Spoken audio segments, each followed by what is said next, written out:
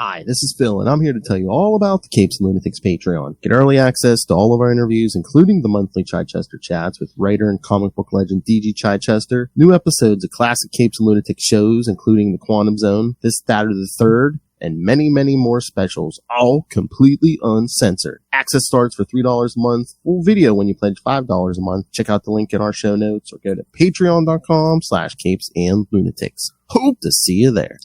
Is that a red and purple helmet on your head, or are you just happy to see me? All right, kids, that's right. Welcome back to another episode of X-Men Classics. I am Phil. Joining me, as always, Lord, the biggest fan of the Soviet super soldiers. That's right. Justin the Owl, honorary mascot of the Soviet super soldiers. Ursa Owl himself, it is. I didn't make the tryouts for the final team. That's right, everyone, because, this time we're going to cover the X-Men vs. the Avengers, the miniseries from 1987. The original. Oh, yeah. Don't confuse it with that 2000 stuff. Yeah, no. Please don't. Please don't. Yes, this is not something involving the Phoenix Force splitting between 5 different hosts. Including Namor. Including Namor, yeah. Oh my God, what a mess. I know.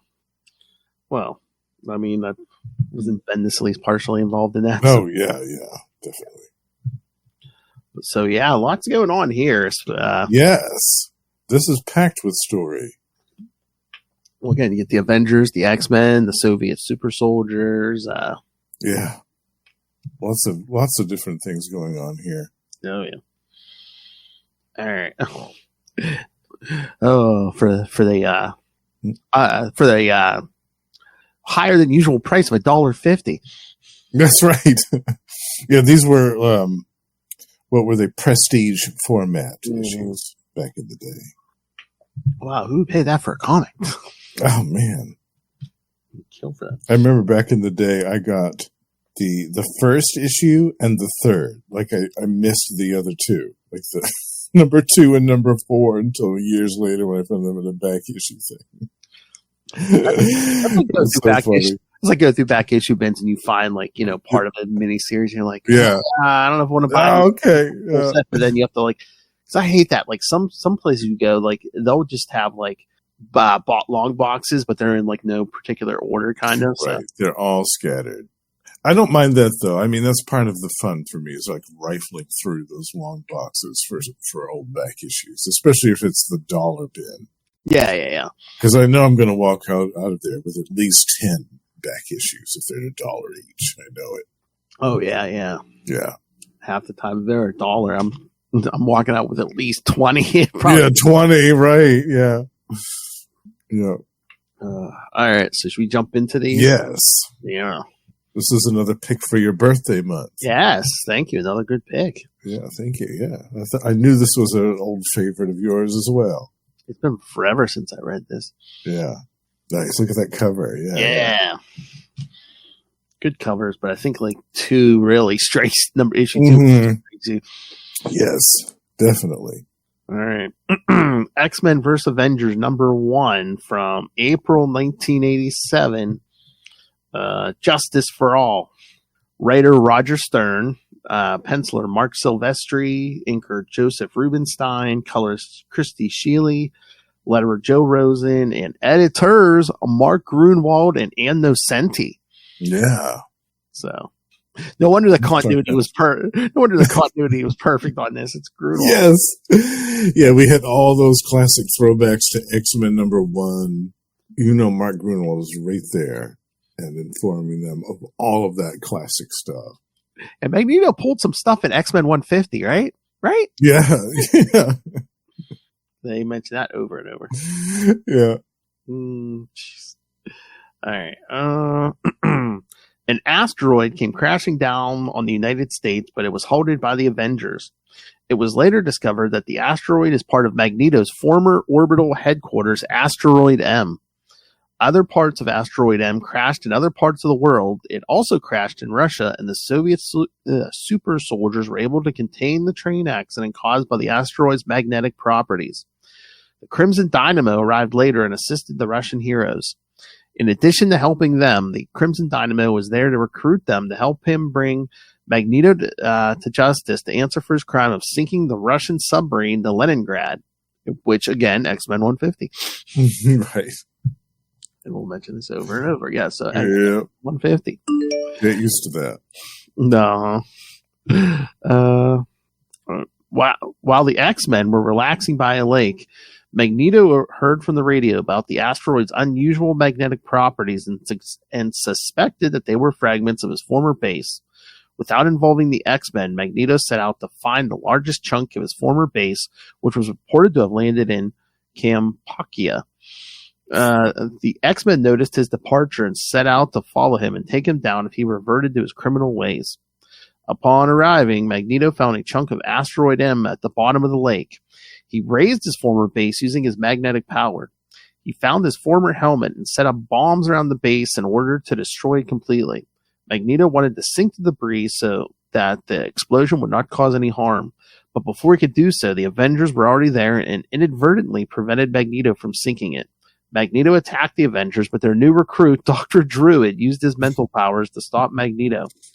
However, before the Avengers could properly secure Magneto, the Soviet super soldiers arrived to take custody of Magneto, and when the Avengers refused, the Soviets attacked. And also, we were told Warlock accidentally destroyed Asteroid M while coming to Earth in New Mutants 21. Oops. But that wasn't common knowledge. Mm-hmm. All right, so thoughts? I love this one. I love the great Mark Silvestri art. Yeah.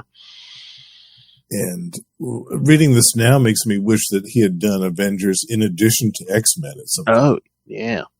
But right after his tenure on X-Men, he went over to Image. So we didn't, unfortunately, we didn't get to see him do a whole lot of other stuff for Marvel, which was unfortunate. But we did get a dose of his rendition of the Avengers here, which made me extremely happy. Oh, yes. And this miniseries, and I'll mention this probably a few times throughout this episode, but I'm so thankful that we have Roger Stern writing this because he and Mark Grunwald are like two of the few writers that know how to write Dr. Druid well, number one. Number two, can write Dr. Druid into a story and make him work with the rest of the story without making the rest of the story have to work around him. Ooh. And number three, have an effective and efficient use for his abilities in a story such as this. There's numerous times when his powers are used extremely well, given the situation that he's found himself in, or the situation that the Avengers are in, I should say. Yeah. So that made me happy too. That Dr. Druid just wasn't there, just skulking around in the background, just doing the Force thing, the Obi-Wan Kenobi Force thing on people. Like he was actually doing all kinds of stuff in this series, as we'll see. Or just being a dick. Or just being a dick. I mean, that was Walt Simonson writing him that way. Yeah. Like you won't see, you notice in that Avengers stuff, the shift when Roger Stern leaves and Walt Simonson takes over. Like the shift in Dr. Druid's demeanor and just his all-around disposition towards everyone, not just the Avengers, but everybody else, changes like on a dime, on an instant. You can see it. You can pinpoint the moment. But yeah, in this first issue, he's great. Oh yeah. Yeah, I love this. Yeah, it's fantastic. Especially him and Captain America clearing the crowd, because where's that asteroid going to hit? Of course, a Kmart. Naturally, shopping mall. Well, it's 1987. So I know. Department stores and shopping malls everywhere, in every town in America. Another 20, 25 years, that place would have been deserted. Exactly. Yep, that would have been a thrift store. Yeah. Yeah, what did you think of this one? You said I liked it. Like you said, yeah. Yeah, like they used, Roger Stern used Dr. Druid well, especially helping Captain America evacuate the store. And Like I like Mark Silvestri's take on like Captain Monica Rambeau, Captain Marvel, and yeah, she looks great in this. And so does She-Hulk. She-Hulk looks fantastic in this. The Black Knight looks great. Thor in that armor. The Soviet super soldiers. This was the story that made me a fan of them. Like I'd seen them before in some other stuff and thought that they were okay, but this iteration of the team with the Gremlin with the second Titanium Man armor, where he's kind of hiding in the middle of the chest compartment. Like, I love that. I think that's fantastic. Yeah, I'm trying to remember. I mean, there's been a bunch of Crimson Dynamos. I couldn't even remember which version. Oh man, there's been so many. There's been like 8 or 9 of them. Yeah. No. Yeah. But this guy in particular was antagonistic because he was a KGB agent. Yes. So he had his own agenda at all times, which usually ran opposite of what everybody else was doing. Yeah. As we'll also see later on in this. Yeah, but everybody looks great. The art is amazing. Like, I can't say any bad stuff about the artwork. I think it's all great. Oh, yeah, no. And it's interesting to see, too, this roster of the X-Men at this time. Oh, yeah. Like, I will complain that Psylocke, my girl Betsy, was not in this. Her and Longshot were just kind of sidelined, yeah. Sidelined for this whole thing. And I thought that was a bummer because I kind of wanted to see her, Psylocke and Dr. Druid get into like a mental duel. And that would be pretty awesome. Oh, but yeah. That didn't happen. It's okay. But this version of the team with Havoc instead of Cyclops, the blonde biscuit, constantly steaming all the time and having to blow things up so he doesn't go crazy. And then Storm with no powers, rocking the mohawk. Wolverine in his brown John Byrne outfit. Dazzler. Yeah. So this was a unique version of the team of X-Men. And a unique lineup of the Avengers as well. So it was a cool choice to do this way. I mean, I think we have an episode or two coming up this year, but maybe put on the list more X-Men from this era, especially like the Australian stuff. Absolutely, I will cover that anytime, any old time. Oh yeah, yeah. I love Rogue. The Wolverine sitting on the edge of the dock. I'll get wet later and. Rogue, what a bet. What a bet. It was a cannonball. Yeah. And he uses his claw to kill that one, gnat. Yeah. So funny.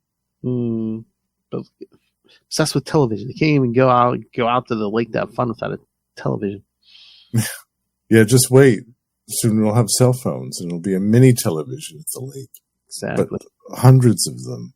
You'll have your telephone in it, and your television, and your camera. Everything. All of it. Yeah. But yeah, Magneto hears the news report and thinks, that must be Asteroid M. Yeah. All these great flashbacks of all the old Magneto stuff.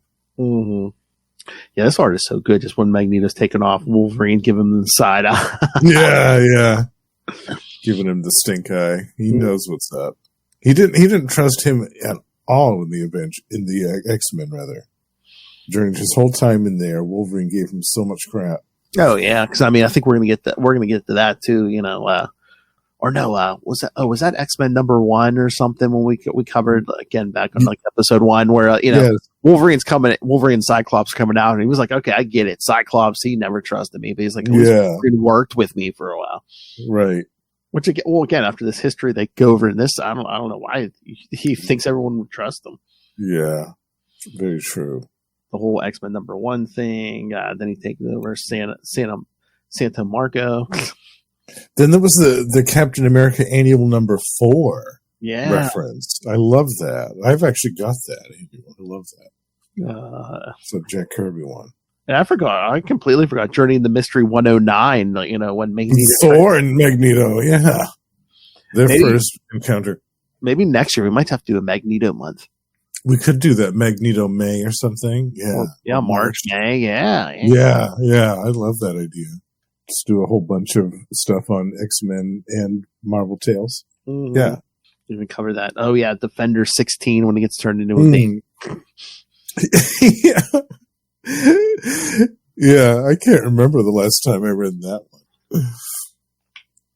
Yeah, Magneto's almost like Doom. He's pretty much encountered most people. Everyone. And he's gone through so much stuff in his history. I think there's some Avengers. Yeah, there's been Avengers issues where he's fought the team. Mm-hmm. Definitely. The entire team.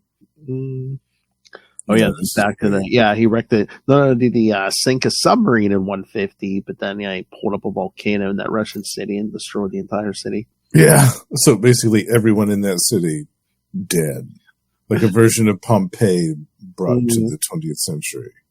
Again, he's like, "Oh, why does anyone trust me?" Well, okay, let's just take the one issue X-Men 150. How many people aboard that Exhibit submarine? A Between the submarine and then you burned an entire city.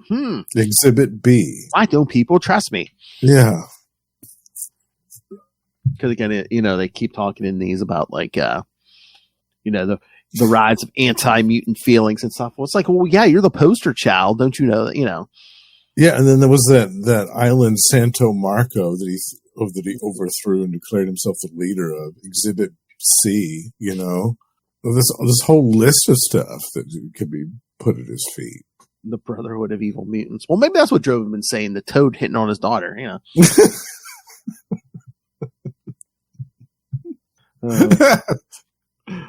Is that a sentient tongue? Only Wanda knows for sure.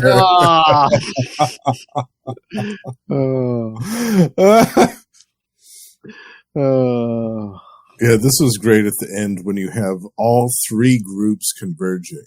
Yeah. For this confrontation. It's fantastic. Yeah, because the Avengers tracked down Magneto. Well, first Captain Marvel, since he travels so fast. You're right.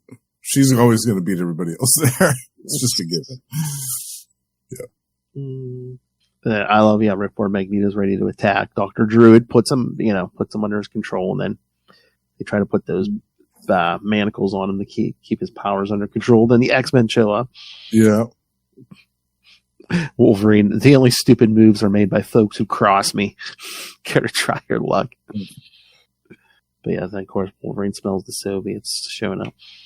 Yep, that's how the issue ends. Yeah, the Soviets. Because the Avengers are like, we have him in custody. The World Court has, deputized us to bring in Magneto, but the Russians want him for themselves. But yeah. Yeah, great issue. Very good. Yeah. All right. Should we dive into number 2? Move on to number 2, yeah. Yeah. Like I said, this might be the most striking cover there. The cover is, look at that. It's very dynamic and dramatic all in one. All right. All right, kids. So, all right. X-Men vs. Avengers number 2, May 1987. Uneasy Allies. Writer Roger Stern. Well, same team, including our editors here. Yeah. All right. We got Uneasy Allies. Confronted by the Soviet super soldiers, the Avengers battle on to prevent Magneto from being taken. The Soviets lose when Dr. Druid uses his powers of illusion on Darkstar to use her powers on her own teammates, believing them to be the Avengers. When she begins to see the truth, Dr. Druid captures her mind. With the Soviets detained by Darkstar, the Avengers bring Magneto to their Quinjet, and the X-Men arrive to save Magneto from capture. A battle between the Avengers and X-Men ensues, but Magneto soon regains consciousness and warns both teams about the explosives in Asteroid M. Captain Marvel uses her abilities to search for the explosives at light speed, but it proves to be already too late to stop its explosion. Magneto uses his mutant powers to shield both teams from the explosive debris. Magneto then leads the X-Men to their Blackbird and leaves the stunned Avengers behind. However, Magneto and his team are unaware that Dr. Druid has snuck aboard the Blackbird. So, another use of his power is basically just make himself invisible. Yeah, at least to them, yeah. Which I thought was like, how is Wolverine not going to use his sense of smell to smell like scent of him. I get that he might not be able to see him, but I guess I don't know. Maybe we can hypnotize him, and that's not the old bald man you're smelling. Right. That's what I'm saying. He's using like Obi-Wan Kenobi stuff. Exactly. Yeah.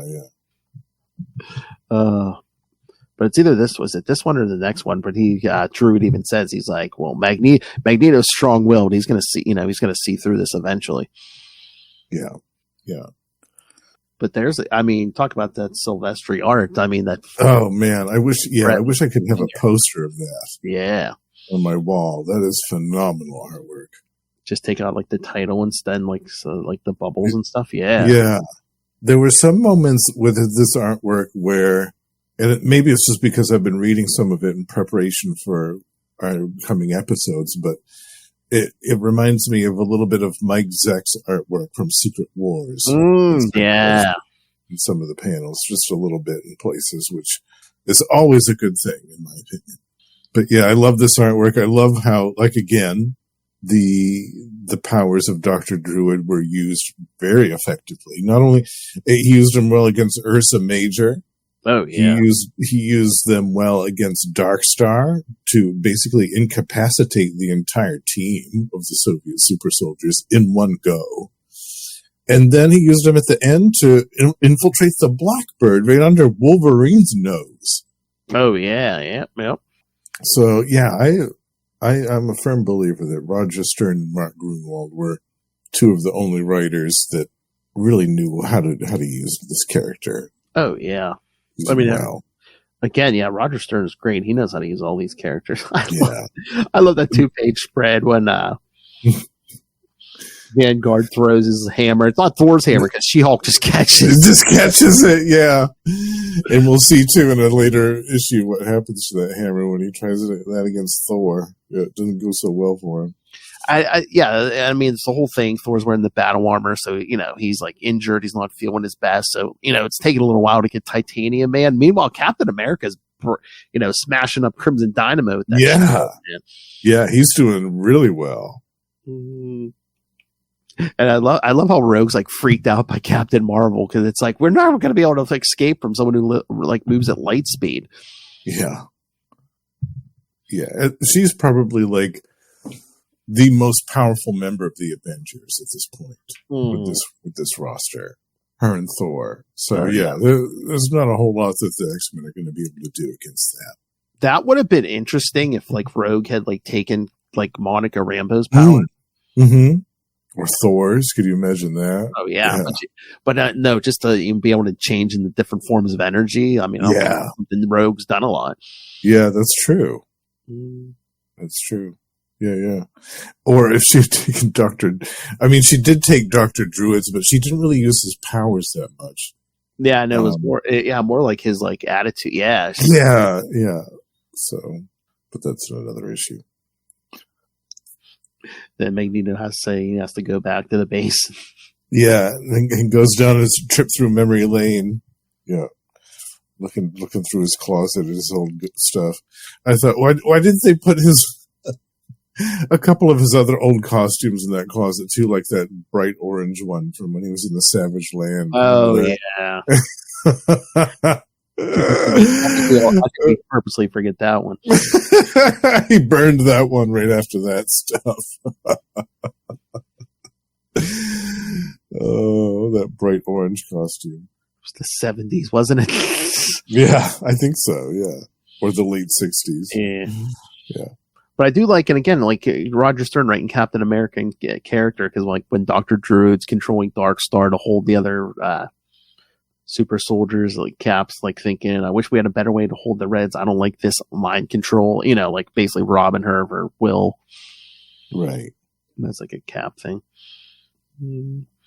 But yeah, at first we see, Captain Marvel basically catches up to the X-Men, but she's invisible, so she hears them talking about, Magneto. Yeah.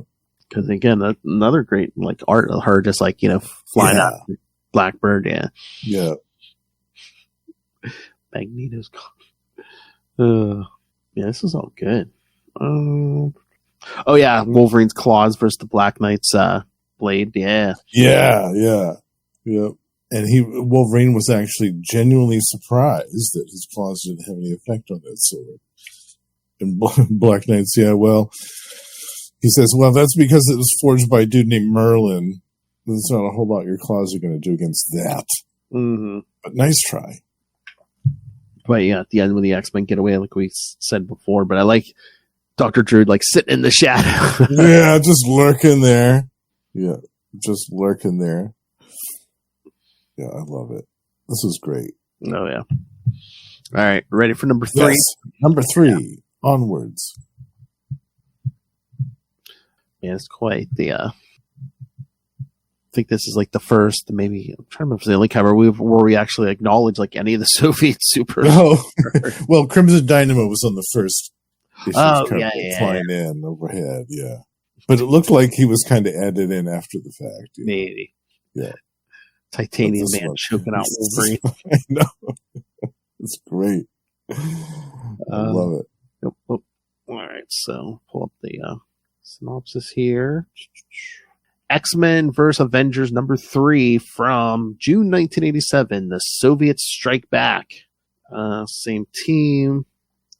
The Soviet super soldiers, still trapped in the predicament from last issue, finally break free early as Gremlin exits its armor and shakes Darkstar, releasing them from her powers. They all agree to go after Magneto once more for his crimes long ago. On the Blackbird, the X-Men are discussing things. Magneto remains quiet about all the things going on with the asteroid. Druid, still in the jet, believes he is hiding something, and Magneto seems to realize that Druid is actually there.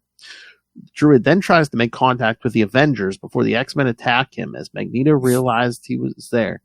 Rogue absorbs his powers and memories and tells them all that he didn't give away their location. All 3 teams then arrive in Singapore after Druid awakens and alerts the Avengers. Vanguard recognizes Havoc in the streets, but is attacked by Wolverine before he can do anything. Rogue then absorbs his powers and memories, and the entire X-Men team flees to a ship in the bay. There, Storm confronts Magneto. The Soviets arrive at the ship and attack the X-Men, but during the battle, Crimson Dynamo purposely causes the ship to sink. The Avengers arrive, and all 3 teams assist in the evacuation of the boat. Crimson Dynamo's actions are revealed, and Magneto escapes once more. All right, so. But, I don't know, I think Rogue revealing what she looks for in a man, because she basically, she kisses Druid on top of the head when she takes his powers, but then she kind of lays a kiss on Vanguard when he makes out with Vanguard, full on the mouth. Yeah, I see how it is. She's not into the older man, I get it.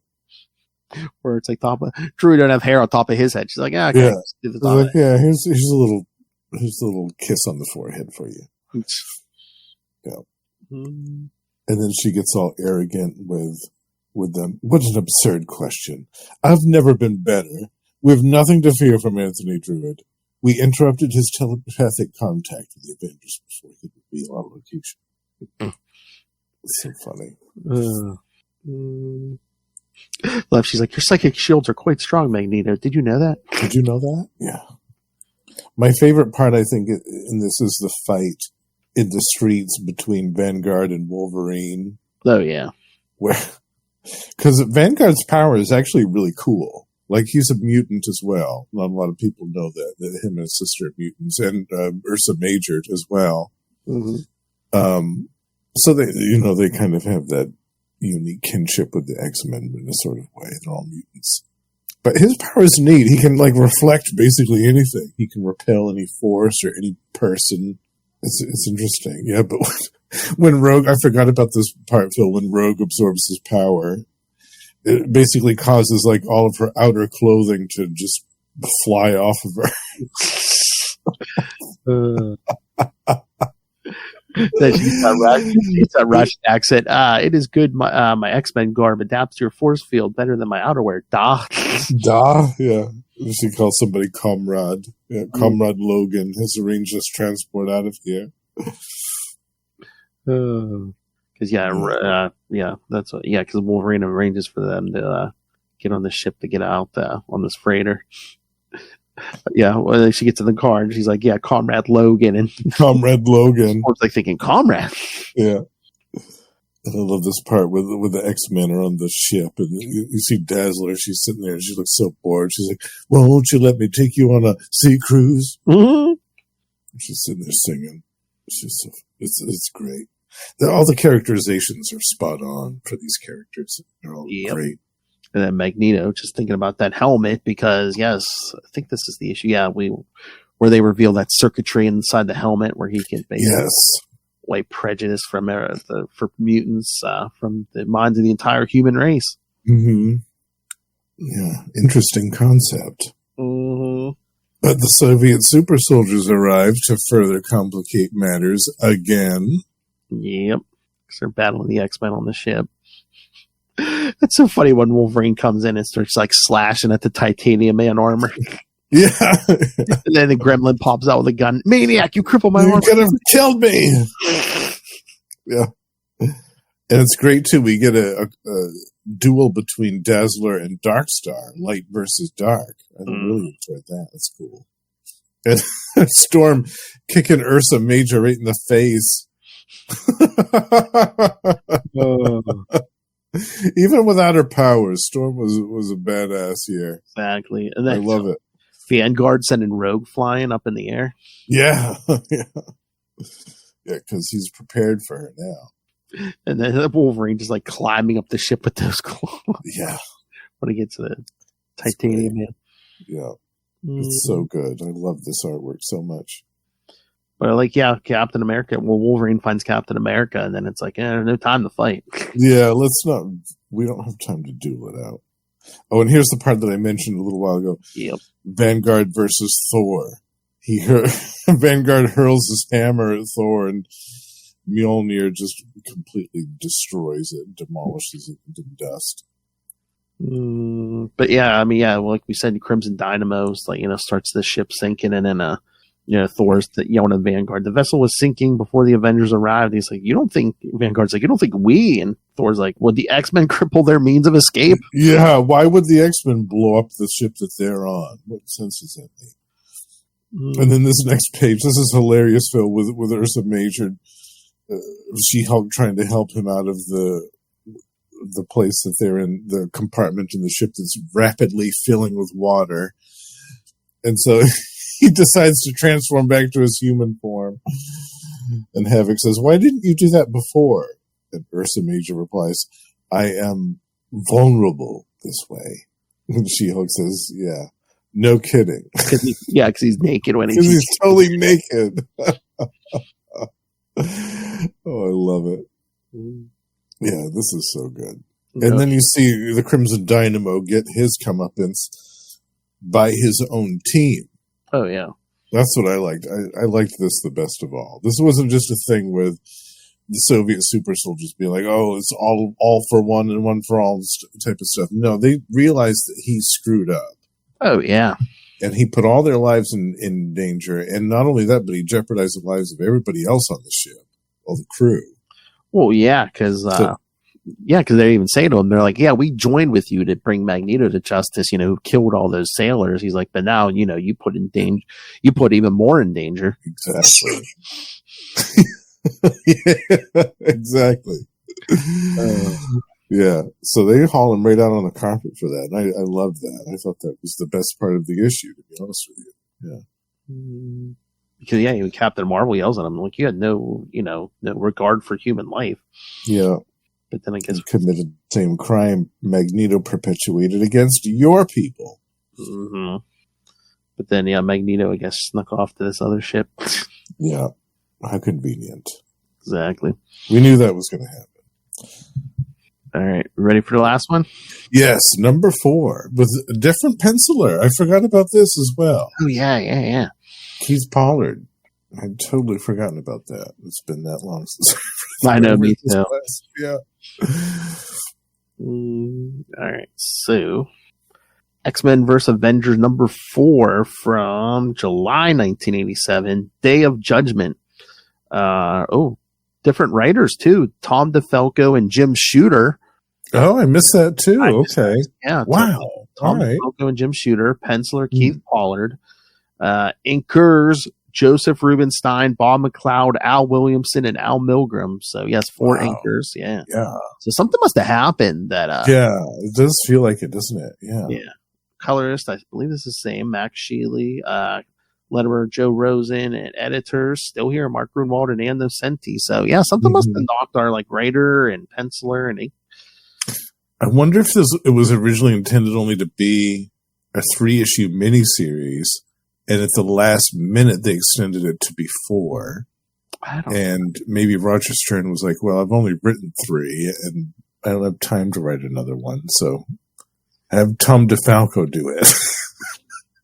I was trying to remember 87 was Mark Silvestri working on anything? Was he penciling X-Men at the time? He did some Web of Spider-Man. Oh, I think yeah. around then. I think maybe. Yeah, it feels weird for a 4-issue mini all of a sudden. Yeah, I know. The whole creative team changes. Yeah. It's weird. And the whole, as we'll discover in this, the whole tone of this issue is different from the other 3 as well. It's basically a courtroom drama, this whole issue. Oh, yeah. For a big chunk of it, anyways. Yeah. What is... Looking at the characters, because there's a weird... who's James Jaspers? Yeah. Because it says, according to the entry for Mad Jim Jaspers in the official handbook of the Marvel Universe A to Z hardcover volume 6, the James Jaspers seen here was not the Earth 616 version, as this issue took place after his death, but before his resurrection. Which, hey, when that happens, the true identity and origin of the James Jasper seen here is presently unknown. So who is the? But it's not telling me who James Jaspers is. All right, let's get to this synopsis. The Avengers barge into a Singapore office, demanding that they be given some sort of information on Magneto. The government is tight-lipped, but the matter has become international. Demand they tell them. The leader is then called, and Magneto has been spotted. It is also revealed that the X-Men have turned themselves over. Magneto is wandering the streets when someone recognizes him, causing something of a riot. He is found by 3 mutants, Crawler, Slider, and Lico, who bring him to the Light. The Light finally trust him that he is Magneto, and they all rejoice at his arrival, as they have been waiting for him. They are then attacked, and Magneto helps them win and then flees. The X-Men, tired of waiting to be either prosecuted or not, escape the van and fly away with it to freedom. The Avengers then meet with Mr. Ronalds, who is angry that the Avengers will not go after the escaped X-Men. Hello, Noel. The first AVSX. The original, yes. Yes, 1987. Yep. Roger Stern and Mark Silvestri, or at least for the first 3 issues. For the first 3 issues, yeah. And then a whole different creative team for this one. Yep. Of course, he did another 4-issue limited series. I had nice, yeah. Like I said, there's another one we all got to cover someday. It's like Mephisto versus, and like each issue, it's like either the Avengers, the Fantastic Four. I forget. Yeah, that was a good one. Yeah, from around this good time. idea, Phil. Yeah. Definitely. Magneto is modifying his helmet with Lico when the Avengers finally confront the X-Men, revealing that they were following them to attempt to find Magneto's location. Magneto teleports all Avengers but Captain America away and consults with them. He surrenders himself to the government. Back at Xavier's mansion, Psylocke and Longshot watch the Magneto trial on television. The trial does not look to be going well on Magneto's side, and he is getting frustrated. It is revealed that Lico and Slider were killed when Magneto was taken, and only Crawler lived from the riot attack. At the end of the issue, Magneto uses his helmet to set himself free from the trial, much to people's anger. What's that, Noel? That's so bad, do it. What, the Mephisto one? It's the Mephisto one, yeah. I can't remember. Yeah, that thing. It might be Avengers, Fantastic Four. Was it X-Men and X-Factor, maybe? I can't remember. So it might have been a bunch of group. Yeah, I don't remember if I even read all of those. I don't think I did. Yep, that's what he's talking about. Yeah. I don't think I read all those. Mm-hmm. Yeah, that'd be fun to revisit those. Oh yeah, I think this is that where well no, I remember it's where what is that one of the times Franklin Richards kicks Mephisto's ass? I can't remember. Oh yeah. They talked about it in that Fantastic Four annual that we covered. Yeah. But yeah, this one, the Avengers barging in, saying demanding answers, and the X-Men just sitting in that I guess that prison van. Even though they could break out at any time they wanted to. Well, yeah, even Thor even tells the guy, fool, you can only hold the X-Men for as long as they consent to be held. Yeah. Oh, that's a funny scene when they all start shooting at Magneto, and he like puts up that magnetic field and just starts collecting the bullets in like a big and hurls them at them in a sphere. Yeah. I love it. Yeah, I love it when they do something interesting with Magneto's powers. Mm-hmm. When he's not just reflecting the bullets back at them or something basic like that. Like when he's doing something interesting or creative with his powers. I'm always a fan of that. Mm-hmm. Yeah. Oh, and then again, he meets this big group of mutants. That guy, the Light, who's basically like the Light. Yeah, who power is the truth. Yeah, he knows if someone's telling the truth, just when they say something. Yeah, I thought that was interesting. Mm-hmm. Yeah, we said he's like that's how he built a fortune because he knows when people are lying or not. Right. But then the soldiers or whatever find them and start gunning down mutants. So Magneto goes nuts. Basically, what looks like he's like blowing up guns in guys' hands and stuff, and yeah, he starts losing his patience rapidly at the end of this because this is kind of pushing him toward should I use that helmet? Which we see what happens. The X-Men decide to escape. Yeah. But yeah, once Magneto contacts everyone, because the Avengers and the X-Men are about to get into it again, but then, he brings the X-Men and Captain America to him. Because, he says the Captain America, he's going to use that helmet power on Captain America.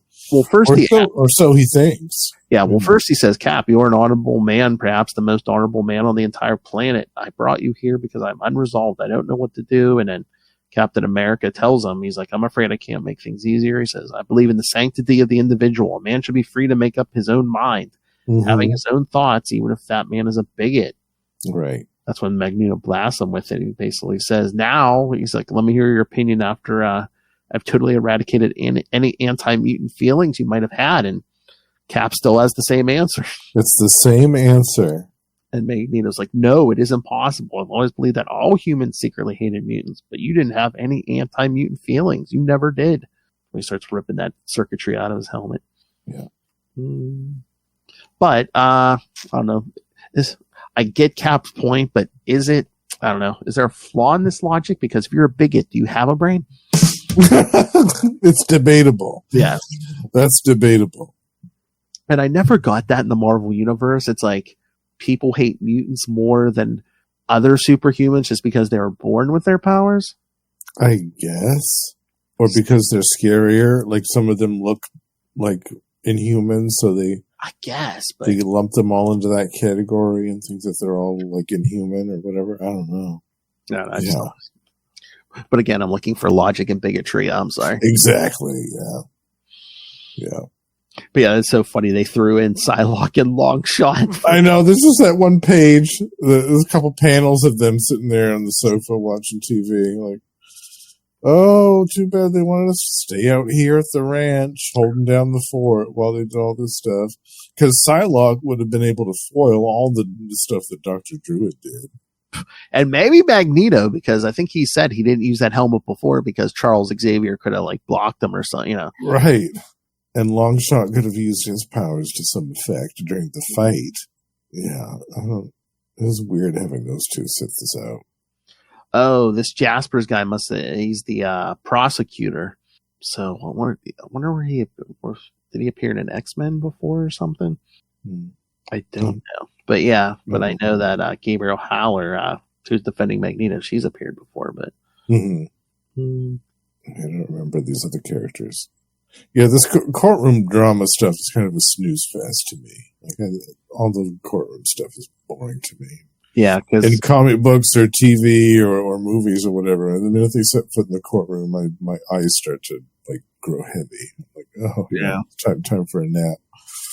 Well, once again, they beat you over the head with X-Men 150. Yeah. We've heard all this before. I get it. Yeah. And then the stuff from Australia, New Zealand. Remember when the X-Men are basically make their way to the Savage Land? Right? Yeah.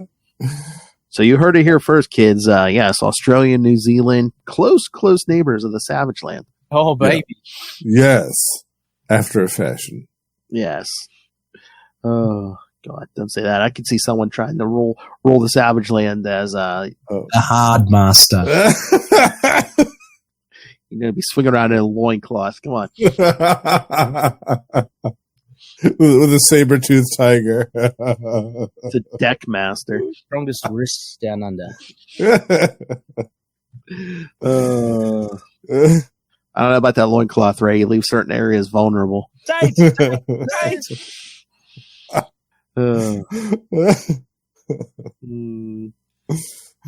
But yeah, I mean then the prosecutor calls Captain America to the stand. Wants to, is the Magneto telling the truth in your opinion? He says, "No, I do not believe that Magneto has really learned the error of his ways, even though he himself may think he has." Well, he's trying to forcibly tamper with people's minds on a widespread scale. Mm-hmm. So obviously he still has some growing to do, some evolution, some soul searching to do. Exactly. Yeah. But I do like the prosecutor, he's calling Captain America because he's he's an expert witness. He has unquestionable experience in regard to superhuman criminals in general and Magneto in particular. Mm-hmm. But then, Magneto thinks that lead judge is like anti-mutant or something. So yeah, because then he actually brings Captain Marvel to him, and because he says, Lico can detect other mutants. He wants this because he thinks the judge might be a mutant or something. Mm-hmm. A radical who means to martyr me. So he asks Captain Marvel to go get Lico, the young girl, but when she finds that crew, most of them are dead already. Yeah. Including Lico, the young girl. That's dark. Yeah. But Captain Marvel then invisibly checks out that judge who she hears him talking, but the judge is human. But again, I mean, that's a whole other dynamic to it. Yeah, but Magneto's not 100% sure. But he reaches out and brings that helmet to him. I mean, talk about an Omega level mutant. I mean, he's pulling that helmet from miles away. Yeah. What, Singapore? Yeah. The whole other time zone, practically. Exactly. Right? Yeah. It's crazy. So then the next day, right before the verdict's about to be read, the Magneto causes a blackout. Yeah, how convenient, right? Brings that helmet to him, but he actually does zap that judge. But then he destroys the helmet. I must now obliterate the helmet and its circuitry so I can never be tempted by it again. So he goes out, and of course, the judge is just Magneto.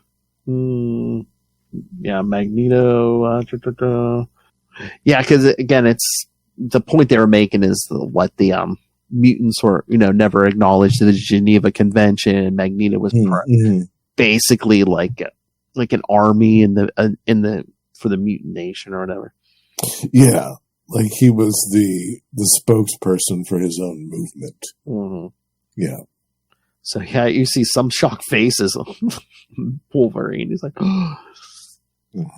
I thought we would have seen a panel where Captain America was just wait a minute, did he? Yeah, he would have noticed. Yeah. Yeah, he would have noticed something strange. Or Dr. Druid would have noticed something strange going on there. Or Captain Marvel, even after that talk they had. Right. Oh, wait, that's the other thing. Is Druid even there?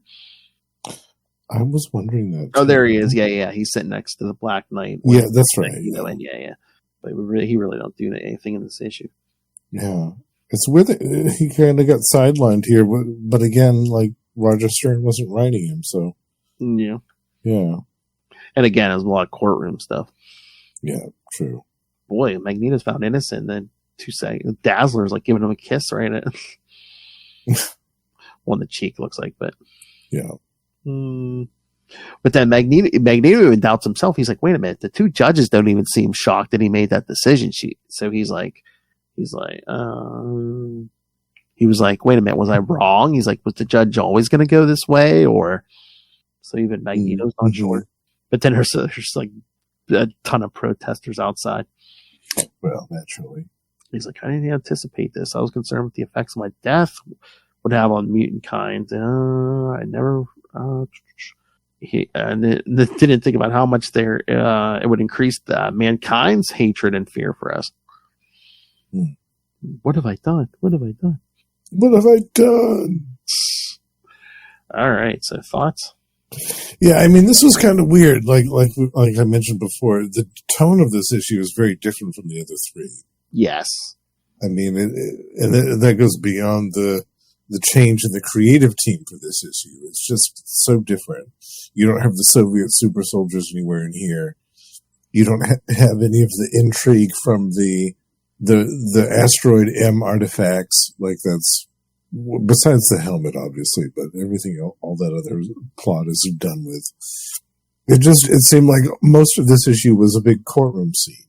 That doesn't hold my attention very much. Yeah, it's no fault of the creative team, of course. I mean, they're all great. The artwork from Keith Pollard in particular is great in this, especially all the action sequences and stuff. And like we're talking about when Magneto was using his powers to collect all of the bullets and stuff. All of that was excellent. It was magnificent artwork. I just thought, it was just such a strange thing that we have this shift in the creative team for the last issue. It seems odd to me. So I wonder if, like, originally this was supposed to be a 3-issue miniseries. Like I said, I wonder if they added a 4th on at the end. And there wasn't no time for Roger Stern to write the script for it, so they had Tom DeFalco do it. You know what I mean? Yeah, I was trying to look up to see if it had any explanation why, like, Roger Stern and Mark Silvestri didn't do that last issue. Or maybe both of them already had commitments elsewhere and could only commit to doing 3 issues each, but it is strange to me. As a whole, though, I enjoyed this miniseries a lot, a great deal. I think it reads very well, especially if you read it all together from beginning to end without any breaks in between. Oh, here we go. Yeah, it's talking about Magneto. He wants to erase anti-mutant prejudice. Roger Stern was going to use this setup to reveal in his final issue that Magneto was basically a bad guy again. However, Marvel editorial disagreed with this, and Stern was removed from the project for the final issue. With Jim Shooter stepping in to write the final issue. Oh, wow. Okay. So there's the answer. There was a disagreement, but they said, yeah, Sylvester basically left because I guess this is when he got the job drawing Uncanny X-Men. So. Oh, okay. Yeah. That makes sense too. All right. Well, that answers that question. So Roger Stern wanted him, I guess, go full villain again, and they're like, no. No, they don't. Yeah. You know it was going to happen eventually, but they're like, no. Yeah, like a few years later, like what, 2 or 3 years later? Yeah. 1991. Yeah. Yeah. That's funny. Yeah, I was looking it up. But then because at first I saw a headline where it's like, oh yeah, Roger Stern left Marvel because of a disagreement over something. But I guess it said he left because of the Spider-Man marriage. Oh, really? Was that the reason? Oh, I guess, yeah. Because interesting. I know, because wasn't that Greg Wright when we talked to him? He said something like a lot of them didn't like that. Oh, I did, but I don't know. I guess some of those creators weren't down with it because again, really? that was a Stan executive decision because he was marrying them off in the newspaper strip. So I guess they would do it in the comics too. Okay, yeah. So Stan pretty much overrode everybody. It was just maybe there was some. I can't remember who the editor was at the time, but yeah, that's interesting. Well, a lot of creators don't like the main character to be happy. They don't want them to have a happy ending. Yeah, because it doesn't. It creates more tension and drama and more impetus to keep reading the story if there's more tragedy and there's more stuff that's going wrong in their life. But to me, I always thought, well, that just adds another dynamic to the tension because now he's married and now he's going to spend the rest of his life with this woman. So that adds, like that whole thing with when she had a stalker and like all this other stuff. For me, it added a whole different level to that stuff. The idea of somebody being in a long-term relationship with a vigilante, like what type of life that would be like. Mm-hmm. And again, it's not like everything's coming up roses just because he has a wife now. Yeah. If anything, it complicated things more because now, they've got married, but they've got to find a place to live. Mm-hmm. Like she's got to establish herself. She wants to be a actress and all this other stuff. Like, I don't think it detracted from the storytelling at all. Yeah, did it again? And they said, "Oh, would it be relatable to maybe the younger fans?" I was like, I started reading Amazing Spider-Man. I was like 10. I was like, it's like right after they got married. I was like, no, this is cool. I'm glad, And also, like, here's a missed opportunity because for the people that wanted that glimpse of Peter, not being in a relationship or whatever.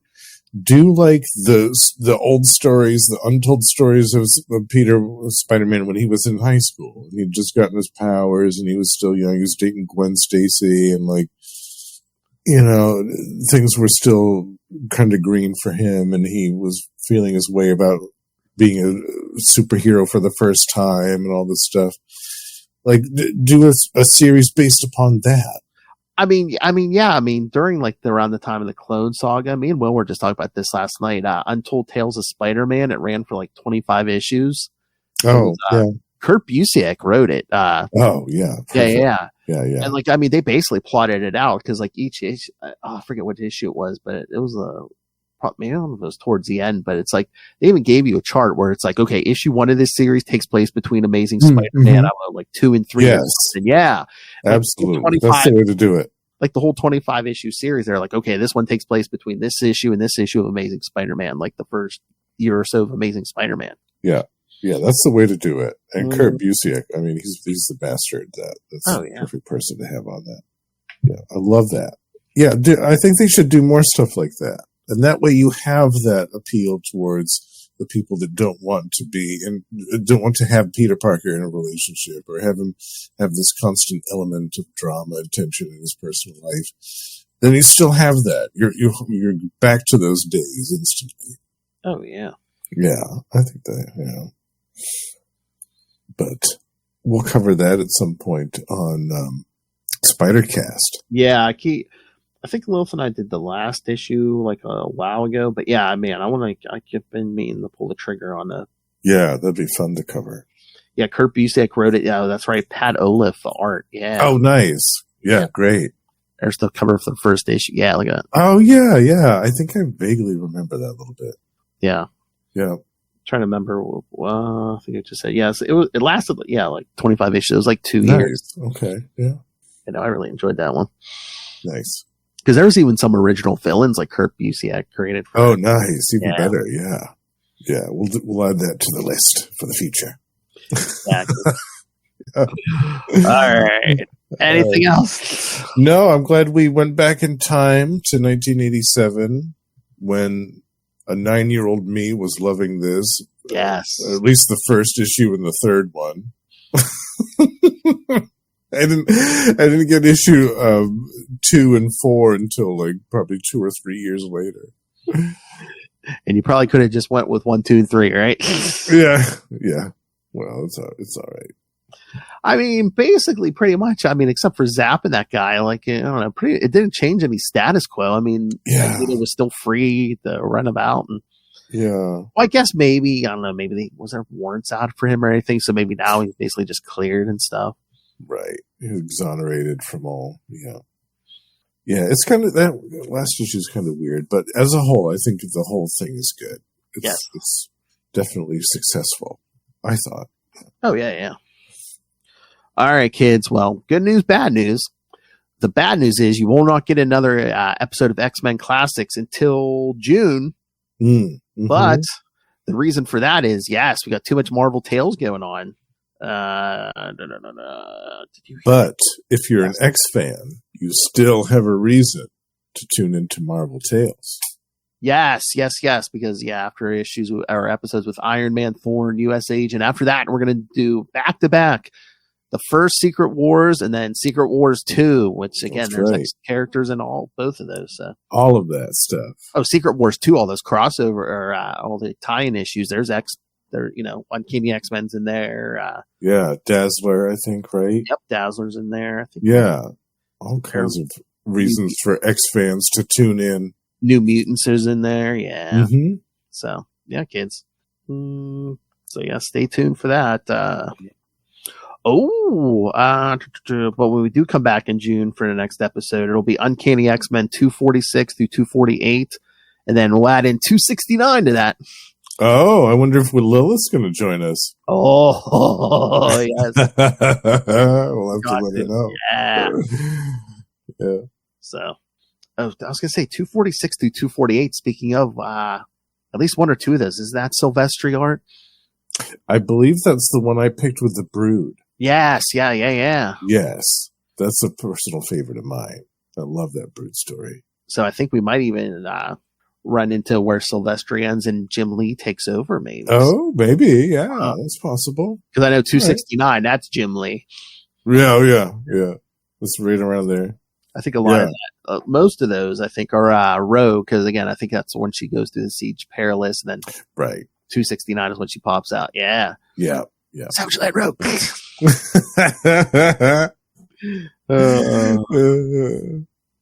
So yeah, stay tuned for that, and then no, episode 25 in July is going to be the Brood Uncanny X-Men 232 through 235. Oh, right. Yes. Okay. Yeah, no. The 246 to, I think it's 246 to 247. That's when Rogue tackles Nimrod through the Siege Perilous, I believe. Yes. Yeah. Okay. Yeah. So, yeah, those are all good ones, kids. Yeah. Oh, man. We've got some great stuff coming up. And again, we got all that Secret Wars stuff going on. So, yeah, big happenings here, kids. So That's right. Secret Wars 1. Yeah. So, watch your favorite mutants get their asses beat by Spider-Man.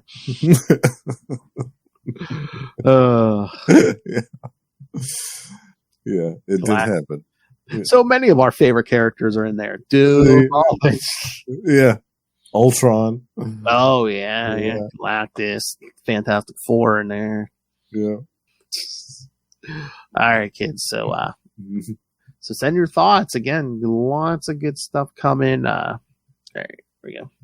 All right, so remember, email us, CapesandLunatics@gmail.com, or call the voicemail 614-382-2737. That's 614-38-CAPES. And remember, you can find pretty much any episode we've done at CapesLunatics.wordpress.com. Help support us by buying new merch or classic merch at TeePublic or Spring. And again, deadlier than any Omega level mutant, Lilith Hellfire demands that you rain random money on us like it's Asteroid M, kids. Through the Cash App link. And of course the Patreon, where Lilith and I give you exclusive uncensored content every month. And if you are a Patreon subscriber, like our good friend Justin here, you can join me in the elite. Yes, join the elite and send us suggestions, requests for us to talk about. And again, it doesn't have to be comics, can be anything. But yeah, subscribe to the Patreon, patreon.com/capes and lunatics. More vicious and brutal than ever. And since I mentioned Lilith, yes, April 4th through 6th, you may be able to find her at is it Awesome Con in DC this? Right, yes. She's going to be part of a panel on the Friday the 4th. Yeah, love it. Yep. So check that. Yeah. Because one of our guests an author we talked to this summer, Nick the Wolf. Yeah, I guess he's running a panel and he got a hold of me. It's like, hey, can Lilith join? So I'm like, I'll forward the information. I love it.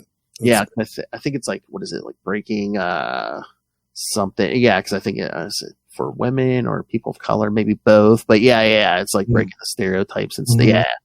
Love it. And hopefully, I have requested that Miss Hellfire get some audio so I can put the audio up as a kid. Yes. Yeah, that'd be great. Yay, an episode I don't have to do. Yeah. All right. And of course, this Justin the Owl. Well, got to put that up early. But That's yes, you can catch him here every week on Marvel Tales, X-Men Classics, sometimes both. You can find him monthly on One World Under Doom, the Doctor Doom podcast, Energon Universe for all the new Transformers and G.I. Joe stuff. He's now the monthly host at the end of the month with me and Ray on Ultimate Spider Cast, where we talk Scarlet Spider, or Slingers is coming in here. Slingers soon to be. Yeah. Yes. And of course, over on Capes Lunatic Sidekicks, you can catch him at least once a month on We're the Night. The Batman podcast. Talking Azrael or Meow May is coming up. We're going to talk some Catwoman. Yeah, Catwoman. Soon to be Anarchy in the summer.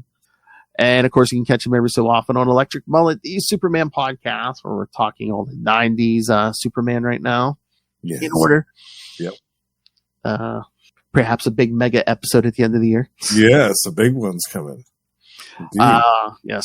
But as you can, if you're watching this on YouTube, you know this man is not satisfied with that many podcasts. He needs more. So catch him on these shows. Yes, every month, me and Russell on Gamma Charge discuss either the sensational She-Hulk or the Immortal Hulk. We're covering both series and having a great time. And we have a Patreon as well, so check that out. And we are joined by the aforementioned High Priest of Khonshu, Ray, to discuss some classic Dark Horse comics with Sparky, featuring the Predator from Fox's movies and original media, and over on the Lost Library of Legends, my solo show, I am doing a multiple-part retrospective on a title from the 90s from the Malibu Ultraverse called The Strangers. Going back to the 90s here, bitch. It's me, your old pal, the Owl. I'll have a new episode on that, hopefully coming out next weekend. Oh. I love it. Tapping my way downtown. Giant sized man thing. Scream at! Well, that escalated. Oh my. All right, everyone. Thank you for joining us for this travesty of justice. Yes. Courtroom drama at its finest. Yes. All right, like I said, no new X-Men episode till June, but you're still going to be getting X characters, so stay tuned to Marvel Tales. Yes. Check out Secret Wars 1 and 2 over there. Oh, yeah. All your X characters. And send in your feedback. We'll read it live on the show. Yeah, please.